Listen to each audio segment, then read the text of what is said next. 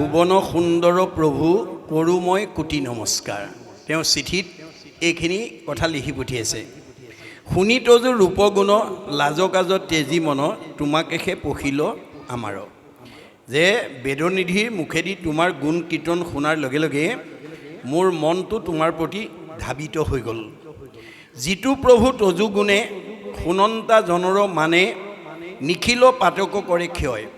যে যিজনৰ নাম শুনিলেই গোটেই পাপ, নিখিল মানে সমস্ত পাপ নাইকিয়া হৈ যায়। মানে ভগৱন্তৰ নাম যদি কোনোবাই কয় আৰু শুনে তেতিয়া আমাৰ সকলো পাপ বিনাশ হৈ যায়। এই তত্ত্বটো আমি উপলব্ধি কৰিব লাগিব। হৰি নাম হুতাখন, পাপ সুখান বন খনেকতে দহি কৰে চন। ভগৱানৰ নামটো শুকান বনৰ লগত তুলনা কৰিছে। মানে পাপবিলাক শুকান বনৰ লগত তুলনা কৰিছে আৰু ভগৱন্তৰ নামটো জুইৰ লগত তুলনা কৰিছে। শুকান বনত জুই লাগিলে যেনেকৈ তৎক্ষণাত পুৰি যায়, ভগৱন্তৰ নাম উচ্চাৰণ কৰাৰ লগে লগে আমাৰ সেই সময়লৈকে হোৱা পাপবিলাক নাশ হৈ যায়। সেইকাৰণে আমাৰ প্ৰতিখন গৃহস্থী ঘৰত 5টা পাপ অজানিতে হৈ থাকে দেই, মনত ৰাখিব। আমাৰ ভাগৱতত উল্লেখ আছে যে এইটো সংঘ অনাসংঘ বামুণীয়া কীৰ্তনীয়া সত্ৰ সমাজ বুলি কথা নাই। গৃহস্থী মাত্ৰেই আমাৰ 5টা পাপ, ৰাতিপুৱা শুই উঠাৰ পৰা গধূলা খোৱালৈকে যিবোৰ কৰ্ম কৰা যায়, এই কৰ্মবিলাকৰ মাজত আমাৰ অবাঞ্ছিত 5টা পাপ হৈ যায়। কি কি পাপ হয়? আমাৰ ভাগৱতত উল্লেখ আছে। কন্দনি পেশনি চুলি কলসী মাৰ্জনী, গৃহস্থৰ পঞ্চ হিংসা সিজে ৰাতি দিনী, তাৰ দুখে গৃহবাসী স্বৰ্গক নাযায়, কৃষ্ণ অৰ্থে কৰি পুনো মুকুতিক পায়। মনত ৰাখিব কথাটো যে আমাৰ কন্দনি মানে ঢেঁকী বা মিক্সাৰত জা জলপান প্ৰস্তুত কৰোঁতে ব্ৰহ্ম হত্যা হয়, তাত এটা পাপ লাগে। পেশনি মানে পতাত মছলা পিছা, সৰিয়হ পিছা, আদা পিছা, জলকীয়া পিচি অন্ন তৈয়াৰ কৰোঁতে তাতো ব্ৰহ্ম হত্যা হয়, তাতো এটা পাপ লাগে। চুলি মানে জুহালত বা গেছত ৰন্ধন কৰোঁতে তাতো ব্ৰহ্ম হত্যা হয়, তাতো পাপ লাগে। কলসী মানে কলহ বা কোনো পাত্ৰত পানী আনিলে চকুৰে মনিব নোৱাৰা জীৱাণু আহে, গৰম কৰি মাৰি পেলোৱা হয়, তাতো ব্ৰহ্ম হত্যা, তাতো পাপ লাগে। মাৰ্জনী মানে ঠাইঘৰ সাৰা মোচা কৰোঁতে সূতা বাঢ়নিত জাৰুত লাগি চকুৰে মনিব নোৱাৰা পোক পৰুৱা মৰে, তাতো ব্ৰহ্ম হত্যা হয়, তাতো পাপ লাগে। তাৰ দুখে গৃহবাসী স্বৰ্গক নাযায়, কৃষ্ণ অৰ্থে কৰি পুনো মুকুতিক পায়। আইগৰাকীয়ে যদি কৃষ্ণ সংস্কৃতি অৱলম্বন কৰি যদি কৰ্মবিলাক কৰিব পাৰে, তেতিয়া সেই 5টা পাপে আমাৰ গৃহস্থী ঘৰখনক স্পৰ্শ কৰিব নোৱাৰে। গতিকে কেনেকৈ কৰিব লাগিব? যে জলপুষ্প ফলমূল খাদ্য দ্ৰব্য যত অন্ন আদি কৰি সবে অৰ্পিব কৃষ্ণত।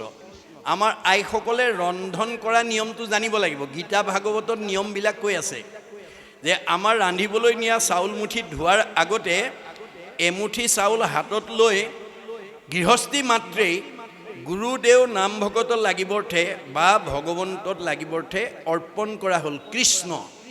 এইবুলি এমুঠি চাউল এটা পবিত্ৰ পাত্ৰত থোৱাৰ পিছত বাকীখিনি সুন্দৰকৈ ভক্তিভাৱে ধুই পখালি ৰন্ধন কৰিব লাগিব। আৰু ৰন্ধনৰ পিছত খাবলৈ দিওঁতেও কৃষ্ণ মন্ত্ৰ উচ্চাৰণ কৰি দিব লাগিব। গতিকে আমাৰ ৰন্ধনত আমাৰ পঞ্চশুনা পাপটো সন্নিৱিষ্ট হৈ আছে। গতিকে যিমান সুস্বাদুকৈ নবনাওক কিম্বা তাত পঞ্চশুনা পাপ সন্নিৱিষ্ট হৈ আছে, প্ৰদূষণযুক্ত হৈ আছে। যদি আইগৰাকীয়ে যদি বস্তুটো খাবলৈ দিওঁতে কৃষ্ণ খাওক বুলি কয়, কৃষ্ণ বুলি কোৱাৰ লগে লগে হৰিনাম হুতাখন পাপ সুখান বন খনেকতে দহি কৰে চন। সেই সময়লৈকে হোৱা পঞ্চশুনা পাপটো শুকান বনত জুই লগাৰ দৰে নাইকিয়া হৈ যায়। যদি কৃষ্ণ খাওক বুলি নকয়, অকল খাওক বুলি দি থৈ আহে, তেতিয়াহ'লে সেই অন্নটো প্ৰদূষণযুক্ত হৈ থাকে। সেইটো অপবিত্ৰ বুলি আমাৰ শাস্ত্ৰত উল্লেখ আছে। পদ্মপুৰাণ পাতাল খণ্ডত কৈছে, কৃষ্ণ মন্ত্ৰহীন দ্ৰব্য মতিতাৰ দুষ্টা, অন্ন জল সুৰা তাৰ কুকুৰৰ বিষ্টা বুলি কৈছে। যে কৃষ্ণ খাওক বুলি নোকোৱাকৈ দিয়া দ্ৰব্যটো কুকুৰৰ বিষ্টাৰ লগত তুলনা কৰিছে। কুকুৰৰ বিষ্টাৰ লগত কিয় তুলনা কৰিছে? গৰুৰ গোবৰো গোবৰুৱাই খায়, কিন্তু কুকুৰৰ বিষ্টা একোৱেই নাখায়। গতিকে আমি বিশেষকৈ আইসকলে আইসকলে এই ক্ষেত্ৰত সজাগ হ'ব লাগিব। সেইকাৰণে আইসকলক বিবাহৰ দিনাই আমাৰ বিধিৰ মতে 7টা প্ৰতিজ্ঞা কৰাইছিল স্বামীয়ে বিবাহ পাশত আবদ্ধ হোৱা। আমাৰ যিসকল বিবাহ হৈছে আইসকলৰ নিশ্চয় মনত আছে, আমাৰ 7টা প্ৰতিজ্ঞাবদ্ধ কৰাইছিল বেদৰ মতে। তাৰে যাক সপ্তপদী গমন বুলি কোৱা হয়। আপুনি যি বিধিৰে নকৰক সপ্তপদী গমন কৰিবই লাগিব। সপ্তপদী গমন নকৰা এগৰাকী বিবাহিত আইক বেদে বা মানে প্ৰচলিত আইনে বা সমাজে বিবাহিত মানে কন্যা বুলি স্বীকৃতি নিদিয়ে। গতিকে 7টা প্ৰতিজ্ঞাৰ ভিতৰত প্ৰথম প্ৰতিজ্ঞাটো কিহৰ ওপৰত কৰাইছিল? অন্নৰ ওপৰত। অন্ন লাভৰ কাৰণে তুমি প্ৰথম খোজ আগবঢ়োৱা। তেতিয়া আইগৰাকীয়ে কৈছিল, আজিৰ পৰা ধন ধান অন্ন ব্যঞ্জন আদি মোৰ অধীন হ'ব, সেই অৰ্থে মই প্ৰথম খোজ আগবঢ়াইছোঁ। কিছুমানত সংস্কৃতত লিখা আছে, কিছুমানে তাৰে ভাঙনি কৰি দিছে। এইবুলি সোঁ ভৰিটো এখোজ আগবঢ়াইছিল। এতিয়া প্ৰথম 7টা প্ৰতিজ্ঞাৰ ভিতৰত অন্নৰ ওপৰত কিয় প্ৰাধান্য দিয়া হৈছিল? যে বিবাহিত আইসকলে স্বাভাৱিকতে স্বামীকে প্ৰমুখ্য কৰি ঘৰৰ পৰিয়ালবৰ্গ আলহী অতিথি ভকত বৈষ্ণৱক ৰন্ধন কৰি খুৱায়। আইগৰাকীৰ ৰন্ধন কৰি খোৱা অন্ন খোৱাৰ লগে লগে আমাৰ পৰিয়ালৰ সদস্যসকলৰ শৰীৰত 7 ধাতু সৃষ্টি হয়। অন্ন খালে প্ৰথমতে ৰসৰ পৰা তেজৰ পৰা মাংস, মাংসৰ পৰা মেদৰ পৰা হাড়ৰ পৰা মজ্জাৰ পৰা শুক্ৰৰ পৰা সন্তান জন্ম হয়। তে অন্ন শুদ্ধ হ'লে ব্ৰহ্ম শুদ্ধ হ'ব, ব্ৰহ্ম শুদ্ধ হ'লে সতী সন্তান শুদ্ধ হ'ব। যে ব্ৰহ্মৰ উৎস অন্ন, পুত্ৰৰ উৎস ব্ৰহ্ম, ইটোৰ লগত সিটো নিবিড় সম্পৰ্ক। গতিকে আইসকলে এই 5টা পাপৰ পৰা জীৱকেইটাক উদ্ধাৰ কৰিবৰ কাৰণে কৃষ্ণক অৰ্পণ কৰি কৰ্মবিলাক কৰিব লাগিব। তে এমুঠিকৈ কৃষ্ণৰ নামত থওঁতে এদিন পাত্ৰটো ভৰ্তি হ'ব। সেইটো বিক্ৰী কৰি যদি নামঘৰৰ ৰাইজৰ নামঘৰলৈ হওক, ঘৰৰ গুৰুগৃহত হওক, দুখীয়া মানুহ বা কোনো বিপদগ্ৰস্ত মানুহক যদি সহায় কৰে, তাৰ পৰাও আপোনাৰ পুণ্য হ'ব। পৰোপকাৰে পুণ্যম। অন্নও শুদ্ধ হ'ল, দুইটা ফলত আমাৰ কৃতকাৰ্য হ'ল।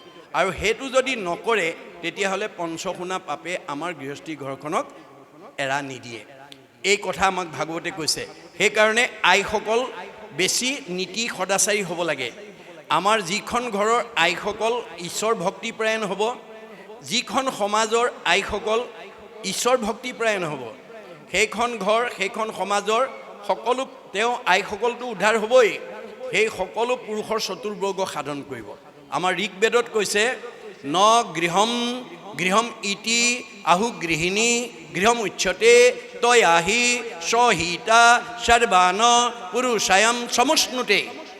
যিখন ঘৰৰ যিখন সমাজৰ আইসকল ঈশ্বৰ ভক্তিপৰায়ণ হ'ব, তেওঁ নিজেতো উদ্ধাৰ হ'বই, সকলো পুৰুষৰ চতুৰ্বৰ্গ সাধন কৰিব। আৰু যদি আইসকল ঈশ্বৰ ভক্তি বিমুখী হয়, তেতিয়াহ'লে ঘৰ আৰু সমাজৰ পৰিৱেশ কি হ'ব? মহাভাৰতৰ বন পৰ্বত কৈছে, জৈছ ভাৰ্যা গৃহে নাস্তি সাধীচা পুণ্যচাৰিতা অৰণ্যং তেন গন্তব্যং যথা অৰণ্যং তথা গৃহম। ঘৰ গুচি বাঁহতল হ'ব। আইসকলৰ ইমান পাৱাৰ আছে, ইমান শক্তি আছে। ইচ্ছা কৰিলে ঘৰ গুচি বৈকুণ্ঠলৈ উত্তৰণ কৰিব পাৰে, ইচ্ছা কৰিলে ঘৰ গুচি বাঁহতল কৰিব পাৰে। এতিয়া আমি বাঁহতল হোৱাটো কোনেও নিবিচাৰোঁ, আমি মানে বৈকুণ্ঠ হোৱাটো বিচাৰোঁ। তে বৈকুণ্ঠলৈ উত্তৰণ কৰিবলৈ হ'লে আমাৰ আইসকলৰ সেই মহিয়সী নাৰীসকলৰ দৰে আদৰ্শবিলাক থাকিব লাগিব। আমাৰ সিদিনা গুৰুজনাৰ আগত অসমৰ এগৰাকী মহিয়সী নাৰীয়ে নিজৰ সতীত্ব গুণৰ পৰিচয় দি অলৌকিকক লৌকিক কৰি অবাস্তৱক বাস্তৱ কৰি জগতলৈ আৰ্হি এৰি থৈ গৈছিল। কোনে? ৰাধিকা সতীয়ে। ৰাধিকা সতীয়ে গুৰুজনৰ ওচৰত গৈ কৈছিল, গুৰুদেৱ, মোৰ সতীত্ব গুণৰ প্ৰথম বৈশিষ্ট্যটো হৈছে ভগৱন্তৰ সৃষ্টিৰ সমস্ত পঞ্চভৌতিক প্ৰাণীতে ঈশ্বৰ আছে বুলি জানি মই সকলোকে দয়া মৰম চেনেহ ৰক্ষণাবেক্ষণ দিওঁ। জয়ন্তী বদতি প্ৰভু শুনিও গোসাই সমভাৱে ভূত দয়া কৰোঁ সদায়। বৰ সুন্দৰ হৈছে। আৰু কি কৰা? স্বামী তপ স্বামী জপ স্বামী কৰোঁ ধ্যান, স্বামীৰ কুশল বিনে নিচিন্তু আন। স্বামী বিনে পৰ পুৰুষকক দাসীটো কাম ভাৱে নাচাওঁ আৰু কথা ক নাপাতো ভাল উপদেশ দিয়া চলাওঁ স্বামীক মাস মধ্যে একবাৰ কৰোঁ সুৰতিক স্বামীক নুসুধি ক'তো নকৰোঁ গমন স্বামীক নিদিয়া অগ্ৰে নকৰোঁ ভোজন পালেও আনন্দ নাপালেও নাহি দুখ দৈৱবশে জীৱা মিলে তাহাঁতে সন্তোষ প্ৰাতসে উঠিয়া কৰোঁ গৃহকৰ্ম গণ বাহিৰে ভিতৰে কৰোঁ গোময় সিঞ্চন যদি স্বামী মন্দ কৰ্ম কৰে আচৰণ মিষ্ট বাক্য কৰি তাক কৰোঁ নিবাৰণ মোৰ স্বামীয়ে যদি মোৰ চকুৰ আগত কিবা ভুল কাম কৰা দেখোঁ গুৰুদেৱ মই মধুৰ বাণীৰে সাৱলীল ভাষাৰে তেওঁক মই ভুল পথৰ পৰা শুদ্ধ পথলৈ অনাৰ চেষ্টা কৰোঁ কেনেকুৱা ভুল পথত গ'লে তুমি অগ্ৰাধিকাৰ দিয়া বোলে যদি কলি থকা ঠাইলৈ যায় কলি ক'ত থাকে পৰীক্ষিতে কলিক নিৰ্গ্ৰহ কৰোঁতে প্ৰধানকৈ 4টা ঠাই দিছিল নিৰ্পতি বুলন্ত কলি তোক দিলোঁ স্থান জৈত খেলে জোৱা পাশা কৰে মদ্যপান স্ত্ৰী পঞ্চ সোণা গৃহস্থৰ থাকে জৈত এই 4 স্থান দিলোঁ বংশ গয়া তৈত কলিক প্ৰধানকৈ 4টা ঠাই দিছে পৰীক্ষিতে মদ ভাং খোৱা জোৱা পাশা খেলা পৰস্ত্ৰী আসক্ত হিংসা ধৰ্ম তুমি মদ খোৱাত কিয় বাধা দিয়া মাদ্যতি যত তত মদ্যম মদ খালে নিচা লাগে বুদ্ধি লুম্পতি যত দ্ৰব্যম মদকাৰী তদচ্ছতে মদ খালে মানে সৎবুদ্ধি বিনাশ হয় অসৎ বুদ্ধিৰ ফালে গতি কৰে মোৰ স্বামীয়ে নিচাযুক্ত বস্তু খায় সৎবুদ্ধিৰ পৰা অসৎ বুদ্ধিলৈ যাতে যাব লগা নহয় তাৰ কাৰণে মই তেওঁক বাধা দিওঁ কাৰণ বিবাহ সম্বন্ধে পুৰুষৰ অৰ্ধাংগিনী স্বামী বুলি ধৰ্ম কৰ্ম পায়ি অৰ্ধখিনি মই বিবাহ পাশত আবদ্ধ হোৱাৰ দিনাখনেই স্বামীৰ মই অৰ্ধাংগিনী ৰূপে মানে পৰিগণিত হ'লোঁ গতিকে পাপ পুণ্যৰ আধা মই ভোগ কৰিব লাগে যদি স্বামীয়ে কিবা পাপ কৰে তাৰ আধা মই ভোগ কৰিব লাগিব যদি পুণ্য কৰে মই আধা ভোগ কৰিব লাগিব মই পাপ কৰিলে স্বামীয়ে আধা ভোগ কৰিব লাগিব মই ভুল পুণ্য কৰিলে স্বামীয়ে আধা পৰে বাস্তৱত যেনেকৈ এজন ডাক্তৰে বিয়া কৰা মানুহজনীক আমি কি বুলি কওঁ ডাক্তৰণী মাষ্টৰে বিয়া কৰালে মাষ্টৰণী আচলতে তেওঁ ডাক্তৰণী বা মাষ্টৰণী হয় জানো নহয় ডাক্তৰে বিয়া কৰাৰ কাৰণে আধা উপাধি পাই যায় ডাক্তৰণী মাষ্টৰে বিয়া কৰালে মাষ্টৰণী শইকীয়াই বিয়া কৰালে শইকীয়ানী বৰাই বিয়া কৰালে বৰানী গতিকে এইটো বাস্তৱত যেনেকৈ আমাৰ আধা পুণ্য পায় তিনিকে আধ্যাত্মিকভাৱেও যদি পাপ পুণ্য কৰে আধা আধা মানে স্বামীয়ে ভুল কৰিলে ভাৰ্যা তাৰ লগত জড়িত হৈ থাকে ভাৰ্যাই কিবা ভুল কৰিলে স্বামী তাৰ লগত জড়িত হৈ থাকে সেইকাৰণে মোৰ স্বামীয়ে ভুল কৰাৰ পৰিণতি যাতে মই ভোগ কৰিব নালাগে তাৰ কাৰণে মই অগ্ৰাধিকাৰ বৰ সুন্দৰ হৈছে যোৱা তুমি পানী আনা 3টা কাঠিৰ এপল পানী এপল মাটি ব্ৰহ্মপুত্ৰৰ পৰা আনি টেম্বনিত পেলাই দিয়া গুৰুজনাৰ নিৰ্দেশ পাই তেওঁ যেতিয়া যুগবলে ব্ৰহ্মপুত্ৰৰ পৰা 3টা কাঠিৰ এপল পানী উঠাই আনিলে প্ৰথমবাৰ তেওঁ 4 আঙুল পানী কমি আহিলে তেতিয়া গুৰুজনে মাতি আনি সুধিলে ৰবা ৰাধিকা তুমি মোক বহুত ভাল কাম কৰোঁ বুলি ক'লা পিছে তুমি জীৱনত বহুত কিবা বেয়া কামো কৰিছা কি কৰিছা মোক কোৱা তেতিয়া তেওঁ জীৱনত কৰা বেয়া কামটোৰ সম্পৰ্কে গুৰুজনৰ আগত কেনেকৈ ক'লে নমস্কাৰ কৰি বোলে শুনিও কবাপ কৰি আছোঁ মই এক গুৰুত্বৰ পাপ মই জীৱনত এটা গুৰুত্বৰ পাপ কৰিছোঁ কি পাপ আমাৰ স্বামী এন্তে গৃহে নাহি কয় বহিনী জমাই আহি গৃহে মিলি লয় মোৰ স্বামী নথকা এটা দিনত ভনী জোৱাই আহিলে আমাৰ আৰ্থিক দুৰৱস্থা আমি নিতেও ভাত ৰান্ধি পাত কাটি ভাত খাওঁ ভাতৰ ৰান্ধি আছোঁ পাত কাটি দেউতা নাই তাক কাটি বাক কাচি দিলোঁ পেলাই গতিকে পাত কাটিবৰ কাৰণে অন্য মানুহ নথকাৰ কাৰণে ভনী জোৱাইকে পাত কেইখিলামান কাটি আনা বুলি পেলাই ভিতৰৰ পৰা লৰালৰিকৈ আহি কাঁচিখন দলিয়াই দিওঁতে বতাহত উৰণিখন খহি গ'ল কাচি দেওঁতে মূৰ মুখ জমাই দেখিল এহি গুটি পাপ বাপ আমাৰ সিজিল দিয়ে বতাহত উৰণিখন খহি যাওঁতে ভনী জোৱাই মোৰ মুখখন দেখিলে আৰু ময়ো ভনী জোৱাইৰ মুখখন দেখিলোঁ গুৰুজনাৰ দিনত জেঠাহুৱেকে ভনী জোৱাইৰ মুখলৈ চাই, ভনী জোৱাইকেও জেঠাহুৰ মুখলৈ চাই কথা পতা নিয়মটো কঠোৰ আছিল। আজিকালি শিথিল হৈছে, কিন্তু উৰণি প্ৰথাটো আজিও আমাৰ সমাজত আছে। বিবাহপাশত আবদ্ধ হ'লে উৰণিখন আমাৰ লোৱা হয়। কিয়? জ্যেষ্ঠজনক সন্মানৰ প্ৰতীক। এতিয়া গুৰুজনে ক'লে, ঠিক আছে, তোমাৰ সেই দুখটো মই খণ্ডন কৰিছোঁ, যোৱা তুমি পানী আনা। এই দ্বিতীয়বাৰ আনোতে 4 আঙুল বেছিকৈ আহিলে আৰু 3টা কাঠি এপল' পানী আৰু এপল' মাটি যুগবলে আনি টেম্বনি জানত পেলাই দিয়াৰ লগে লগে বুৱতী নদী বন্ধ হৈ গ'ল। এগৰাকী আইৰ সতীত্ব গুণে যদি বুৱতী নদী বন্ধ কৰিব পাৰে, আমাৰ পৰিয়াল, আমাৰ ঘৰ, আমাৰ পৰিৱেশটো ভাল কৰিব নোৱাৰিব কিয়? সেইকাৰণে আমাৰ আইসকলে এখন ঘৰ, এটা পৰিয়াল, এখন সমাজ সুন্দৰকৈ পৰিচালনা কৰিবৰ কাৰণে আমাৰ গীতাৰ মতে ভগৱানে অৰ্জুনক কৈছে, যিসকল আইৰ গাত 7টা সদ্গুণ থাকিব, তেওঁ নিজেও উদ্ধাৰ হ'ব, ঘৰখনৰ পৰিয়াল সমাজক উদ্ধাৰ কৰিব, আগুৱাই লৈ যাব। আপোনালোকে এটা কথা শুনি আজি আনন্দ পাব যে অসমৰ ধুবুৰীৰ পৰা শদিয়ালৈকে বিভিন্ন ডিষ্ট্ৰিক্টত আমি এই গুৰুধৰ্ম প্ৰচাৰ প্ৰসাৰ কৰি এটা শুভ লক্ষণ দেখা পাইছোঁ। সেইটোৱে হৈছে কি, এতিয়া আপোনালোকে সেৱা সকামেই বোলক, ধৰ্মালোচনী সভাই বোলক, ভাগৱত ব্যাখ্যাই বোলক, যিকোনো অনুষ্ঠানলৈ এতিয়া আমাৰ পুৰুষতকৈ মহিলাৰ উপস্থিতিটো বেছি হৈছে। আজি যদি উত্তৰ বিচাৰে সেইটোৱে পাব। গতিকে এইটো আমাৰ কাৰণে শুভ লক্ষণ। আইসকল যদি ভক্তি মাৰ্গলৈ গুচি আহে, তেতিয়াহ'লে আমাৰ পৰিয়াল, সমাজ, আমাৰ পৰিৱেশটো আগবাঢ়ি গুচি যাব। গতিকে আইসকলৰ গাত 7টা গুণ থাকিব। আজি ইয়াত থকাসকলৰ যদি কাৰোবাৰ গাত 7টা গুণেই আছে, ভাগ্যৱতী মহিলা দেই। যদি কমি আছে পূৰাই ল'ব, মই কৈ দিওঁ। আৰু এই কথাকেইটা আপোনালোকে ছোৱালীবিলাকক বেছিকৈ ক'ব দেই, কাৰণ আমাৰ জৱাহৰলাল নেহৰুৱে এটা মন্তব্য কৰি থৈ গৈছে, if you educate a boy, you educate individual only, if you educate a girl, you educate the entire family. আপুনি যদি ল'ৰাক কিবা এটা শিক্ষা দিয়ে, ব্যক্তিগত শিক্ষা দিয়া হ'ব, কিন্তু এজনী ছোৱালীক যদি শিক্ষা দিয়ে, ভৱিষ্যত পৰিয়ালটোৰ কাৰণে উপকাৰ হ'ব। সেইকাৰণে আমি এই নীতি আদৰ্শ কথাবিলাক ছোৱালীবিলাকক বেছিকৈ ক'ব লাগে।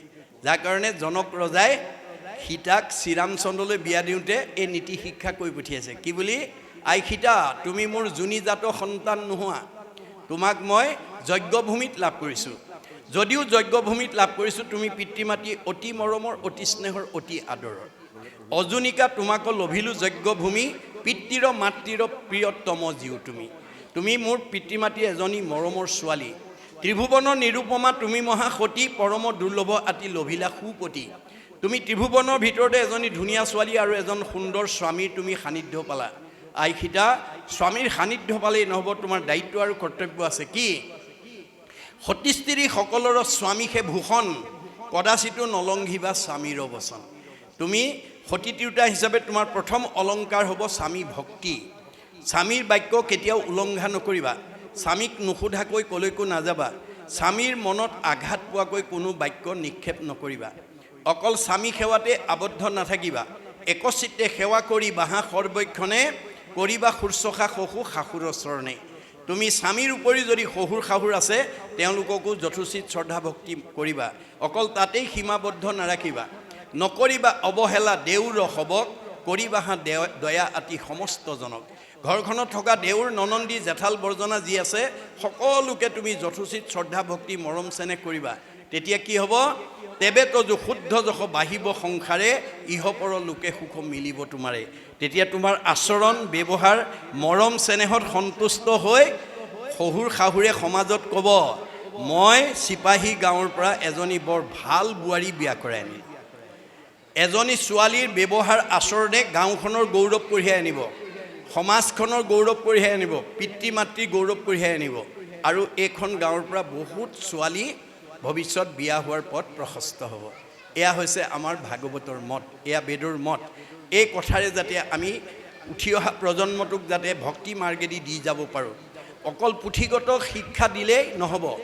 আজি বহুত পিতৃ মাতৃয়ে কোনোবা ছোৱালীক doctorate degree, doctor, engineer, officer বা হেড মাষ্টৰণী, ডাক্তৰণী, নাৰ্ছনী কৰি পঠিয়াইছে, কিন্তু চিপাহী গাঁৱৰ দৰে ভাগৱতৰ তত্ত্ব নজনাৰ কাৰণে সেইসকল ডিগ্ৰীধাৰী ছোৱালীয়ে গৈ ডিগ্ৰীক প্ৰাধান্য দি যদি আগৰ দিনৰ LP স্কুল ME স্কুললৈ পঢ়োৱা শহুৰ শাহুৰক যদি অৱজ্ঞা কৰে অনীহা কৰে তেতিয়াহ'লে তেওঁ লৈ যোৱা ডিগ্ৰীটোৱে তেওঁ কেতিয়াও প্ৰিয় মানে শহুৰ শাহুৰ প্ৰিয় কৰিব নোৱাৰিব গতিকে আমাৰ পুথিগত জ্ঞানৰ লগত আমি আধ্যাত্মিক আৰু নৈতিক জ্ঞানটো দিব লাগিব তেতিয়াহে আমাৰ প্ৰকৃত মানৱ সম্পদ হিচাপে আমি গঢ়ি তোলা হ'ব যাৰ কাৰণে প্ৰাচাত্য শিক্ষাবিদ ৰাইবানে কৈছিল for all round development of student religious education is essential এজন ল'ৰাক সৰ্বাংগ সুন্দৰ মানে সকলো ফালৰ পৰা পূৰ্ণাংগ ছাত্ৰ বা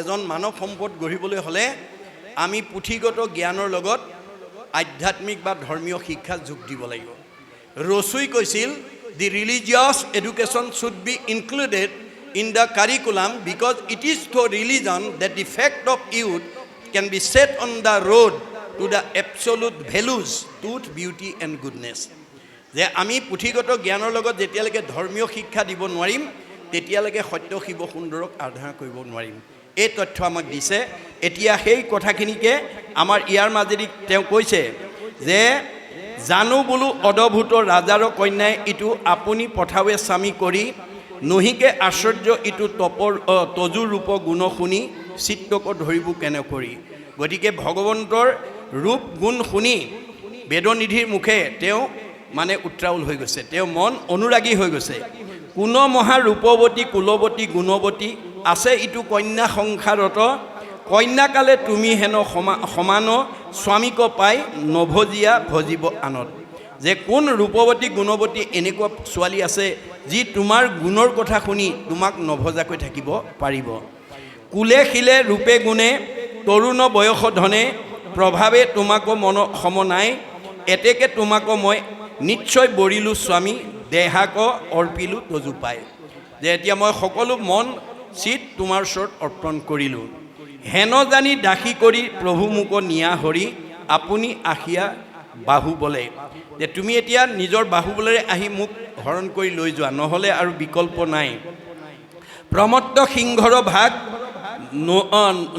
নুচুক চিগালে তাক মহুক নপাওক শিশু পালে তে ভগৱন্তক সিংহৰ লগত তুলনা কৰিছে আৰু শিশুপালক শিয়ালৰ লগত তুলনা কৰিছে যে শিয়াল স্বৰূপ শিশুপালে যাতে মোক পাব লগা নহয় সিংহৰ ভাগটো যাতে শিয়ালে নিব লগা নহয় তাৰ কাৰণে তুমি কৃপা দৃষ্টি কৰিব লাগিব যেবে মই জন্মে জন্মে তোমাক আৰাধি আছোঁ ভকতি কৰিয়া একচিত্তে কৰি মহা যজ্ঞদান হোমব্ৰত তীৰ্থস্নান দেৱ দ্বিজ পুঁজি বিধিৱতে মই একেবাৰে সৰুকালৰ পৰাই জন্মৰ পৰাই তোমাক মই আৰাধনা কৰি আছোঁ তোমাক স্বামী ৰূপে পাবৰ কাৰণে মই চিন্তা কৰি আছোঁ গতিকে তুমি মোক এই ভাৱনাৰ পৰা বঞ্চিত নকৰিবা গতিকে আমাৰ সৎ ভাৱনা অসৎ ভাৱনাবিলাক জন্মগতভাৱে আহি থাকে জন্মগতভাৱে আমাৰ পিতৃ মাতৃ যদি ভক্তিবান হয় তেওঁৰ সন্তান ভক্তিবান হ'বই